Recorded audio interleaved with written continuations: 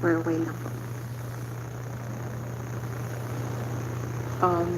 Wherefore, the petition for review treated as appeal of Ms. Sara Z. Duterte, Vice President, Ms. Gina Acosta, Special Dispersing Officer, and Ms. Julieta L. Villa del Rey, Chief Accountant, Office of the Vice President, is hereby denied.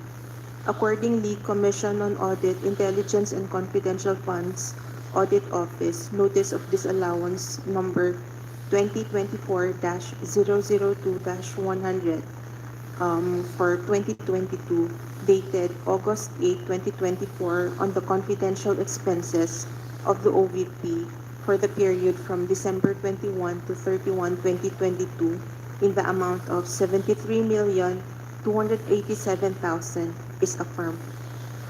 Signed by the chairperson and